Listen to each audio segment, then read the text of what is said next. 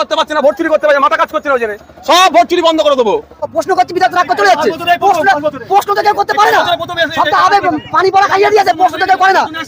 প্রশ্ন করলে ভয় করে, প্রশ্ন ভয় করে, দাঁড়িয়ে কথা যদি 5-0 করে হারাতে না পারি, যদি 5-0 করে হারাতে না পারি, এখানে চলে যাবো। আমরা ভোটার, আমরা সাধারণ মানুষ, আমরা প্রশ্ন করতে পারি। ছাপ্পা ভাঙড়ে হয়নি, ছাপ্পা 2021 সালে করেছিল, 2021 সালে সরকার উন্নয়ন করেছে, ছাপ্পা মারতে লাগবে না। মানুষ দু হাত ভরে আশীর্বাদ করবে, ভাঙড়ের মানুষ 5 বছর আগে করেছিল, 5 বছর আগে ভাঙড়ের মানুষ দু হাত ভরে আশীর্বাদ করেছে, তার বিনিময়ে কোনো কাজ করেনি। ভাঙড় 2023 সালের পর থেকে শওকত মোল্লা যেভাবে উন্নয়ন করেছে, মানুষ দু হাত ভরে আশীর্বাদ করে, ছাপ্পা মারার এখন জায়গা নেই। আমার নাম শেখ হাবিবুর রহমান।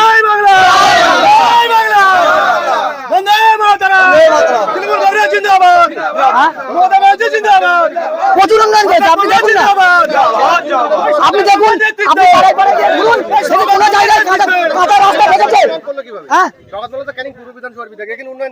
এখানে পর্যবেক্ষক, এই জেলার মানুষ তো, এই জেলার তো, এই দল থেকে তো দিয়েছে, কাজ তো দল থেকে তো দিয়েছে। খুশি রাখলে হলো, ভাঙড়ের মানুষ পায়নি, ভাঙড়ের মানুষ মনে পায়নি। বিধায়ক হিসেবে লজ্জা, লজ্জা, নওশাদ সিদ্দিকী লজ্জা, ভাঙড়ের বিধায়কের লজ্জা, লজ্জা, ভাঙড়ের লজ্জা, লজ্জা, সব নওশাদ সিদ্দিকী।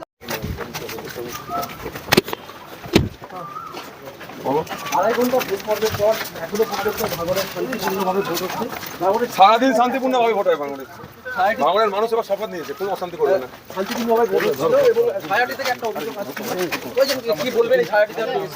একটা বিক্ষিপ্ত অভিযোগ আছে, বিচ্ছিন্ন অভিযোগ আছে, এখানে একটা আটকানোর চেষ্টা হচ্ছিল। কত বড় এখানে আটকানো হয়েছিল আপনারা জানেন, আলোচনা জানা এখানে আটকানো হয়েছিল, সেই একইভাবে তারপরে আমরা প্রশাসনের দ্বারস্থ হয়েছি। তাই ওরা আমাদেরকে যারা ডিস্টার্ব হয়েছে তাদেরকে সরিয়ে দিয়েছে, মানুষ এখন স্মুথলি ভোট দিচ্ছে।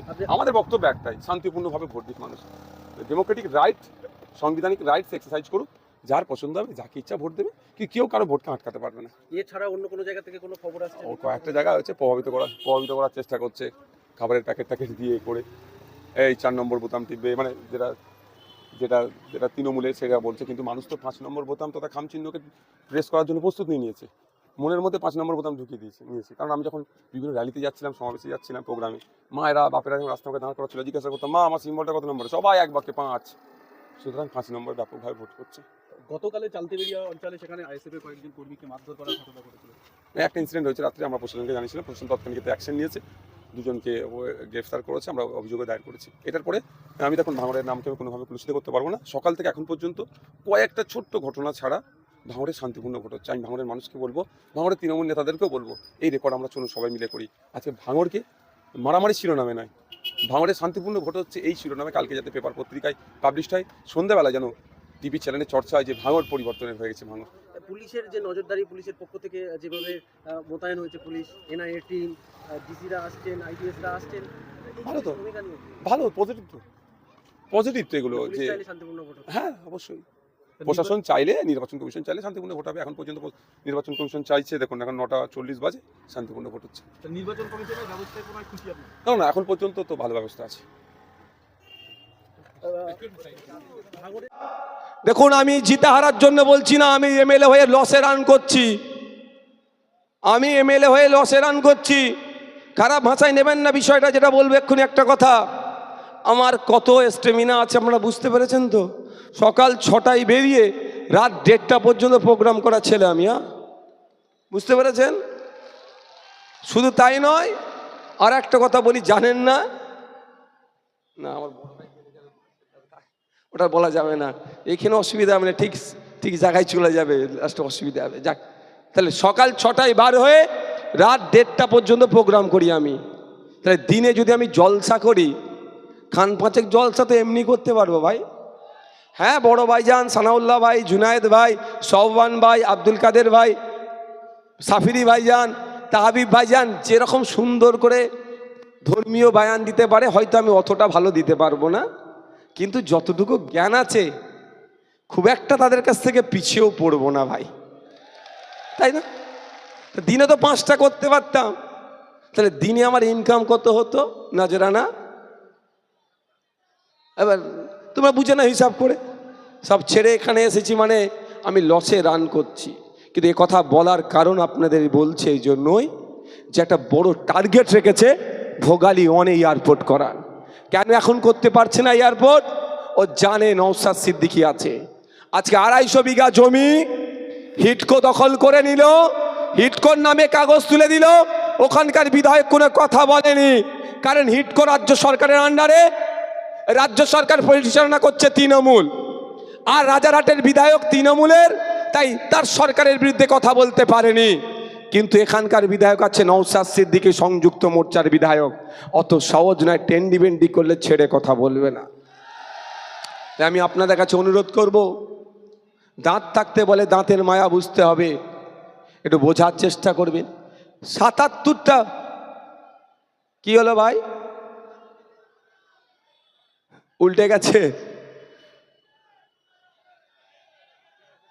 আচ্ছা আচ্ছা, এইদিকে তাকাও, এইদিকে তাকাও, এইদিকে তাকাও, এইদিকে তাকাও, এইদিকে তাকাও।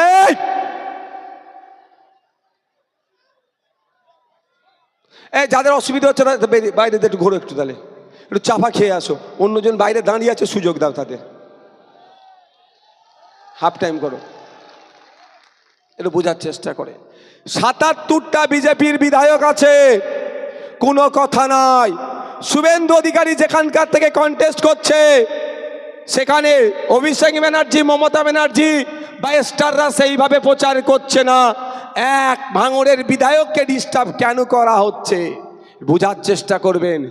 এক সংযুক্ত মোর্চার বিধায়ক ওদের সব ভণ্ডামি ফাঁস করে দিচ্ছে, পর্দা ফাঁস করে দিচ্ছে, ওই জন্যে কে আটকাতে হবে। গোপনে সেটিং করছিল, সেটিং এখন প্রকাশ্যে চলে এসেছে। জয়ন্ত গায়েন মহাশয় ভাঙড়ে বিজেপির পক্ষ থেকে দাঁড়িয়েছেন, রাতের অন্ধকারে নয়, দিনের বেলায় সেটিং করতে গিয়েছিল। যখন ছবিটা পাবলিক হয়ে গেছে, তখন কি বলছে আপনাদের? যেটা সৌজন্য সাক্ষাৎ, সৌজন্য সাক্ষাৎ নয়, সৌজন্য সাক্ষাৎ আমরাও জানি। 2021-এর নির্বাচনের সময় একটা পোলিং স্টেশনে সৌমিহাতি মহাশয়া বিজেপির প্রার্থী, তার সাথে আমার দেখা হয়েছিল। তিনি আমাকে বললেন, ভাই কেমন আছেন? আমি বললাম, আমি ভালো আছি দিদি, আপনি কেমন আছেন? প্রকাশ্য সেটা ছিল, দিনের আলোর সামনে, রাস্তার ওপরে, দরজা বন্ধ করে, গুজগুজটা নয়।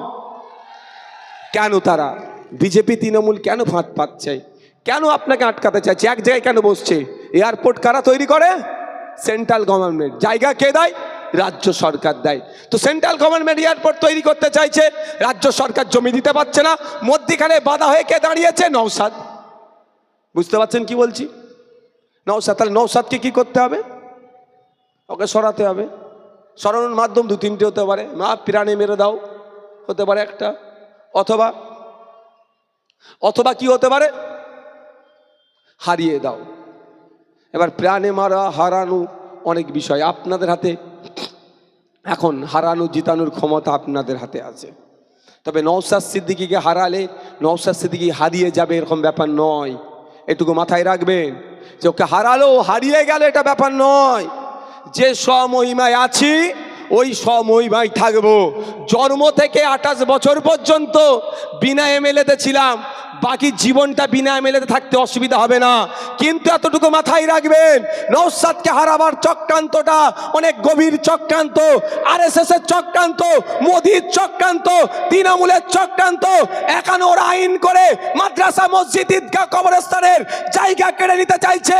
আর এই নওশাদ সিদ্দিকী শামীম দাদের সহযোগিতা নিয়ে, আইনি সহযোগিতা নিয়ে মোদির আইনকে সুপ্রিম কোর্টে আইনের মাধ্যমে আটকে রাখছে।